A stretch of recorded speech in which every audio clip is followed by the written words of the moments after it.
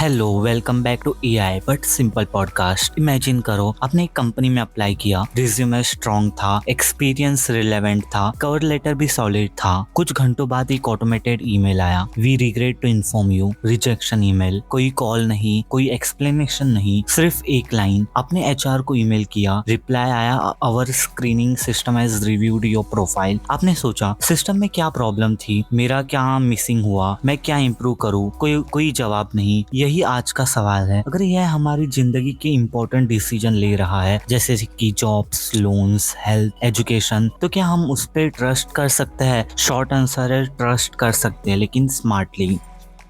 AI smart है, perfect नहीं। AI intelligent लगता है, फास्ट है, फ्लुएंट है, कॉन्फिडेंट लगता है, लेकिन एआई ट्रूथ मशीन नहीं है। एआई एक बहुत पढ़ा लिखा गैसर है। सोचो ऐसे, एआई वो स्टूडेंट है जिसने हजारों पास्ट एग्जाम पेपर्स रट्टा मार के रखे हैं, पैटर्न्स याद है, आंसर्स याद है, लेकिन एक नया ओरिजिनल सवाल आया तो वो कंफ्यूज हो सकता है और फिर भी कॉन्फिडेंटली गलत आंसर लिख देता है। यही रिस्क है। एआई जब गलत होता है तब भी इतने कॉन्फिडेंस से बोलता है कि लगता है कि सही आंसर होगा। ट्रस्ट का फर्स्ट रूल, एआई का आंसर हेल्पफुल हो सकता है, फाइनल ट्रूथ नहीं। बायस प्रॉब्लम, एआई बायस मतलब है अनफेयरनेस, और ये सिर्फ ट्रेनिंग डेटा से नहीं आता। बायस डिजाइन चॉइस से भी आता है। बायस उससे भी आता है कि सिस्टम को कैसे यूज किया जा रहा है। एग्जाम्पल, अगर हायरिंग डेटा में हिस्टोरिकली मेल कैंडिडेट्स को ज्यादा सेलेक्ट किया गया था तो एआई फ्यूचर में मेल कैंडिडेट्स को ज्यादा प्रेफर करेगा। अगर डेटा में किसी लैंग्वेज, एक्सेंट, स्किन टोन या कम्युनिटी के अगेंस्ट हिडन बायस है तो एआई उस बायस को रिपीट और एम्पलीफाई करेगा। एआई न्यूट्रल दिखता है, लेकिन उसका डेटा और डिजाइन ह्यूमन वर्ल्ड से आता है, और ह्यूमन वर्ल्ड परफेक्ट नहीं है। ट्रस्ट का सेकंड रूल है, एआई को फेयर तभी माना जा सकता है जब उसकी टेस्टिंग रियल पीपल और रियल सिचुएशन पर हो।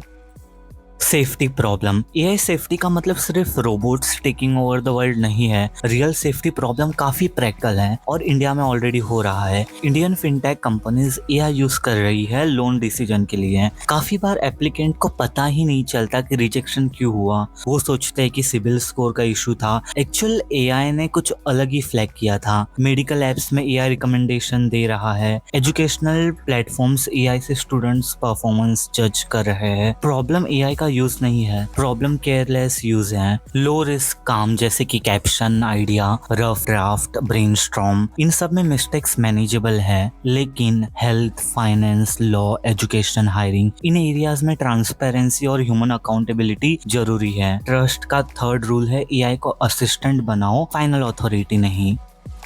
ब्लैक बॉक्स प्रॉब्लम, अब आता है black box problem. Black box का सिंपल मतलब है एआई ने डिसीजन दिया, लेकिन क्यों दिया ये क्लियरली समझ नहीं आया। लोन रिजेक्ट हुआ, रीजन एआई ने फ्लैग किया। जॉब एप्लीकेशन रिजेक्शन हुआ, रीजन सिस्टम ने डिसाइड किया। Student accuse of cheating, reason tool ने डिटेक्ट किया। इंसान के पास कोई रास्ता नहीं है, अपील कैसे करे, मिस्टेक कैसे प्रूव करे। जब पावरफुल टेक्नोलॉजी अपने रीजनिंग हाइड करे तो वो ट्रस्ट बिल्ड करना इम्पॉसिबल हो जाता है। ट्रस्ट का फोर्थ रूल है, इंपॉर्टेंट डिसीजन में एआई को सिर्फ आंसर नहीं, रीजन भी देना चाहिए।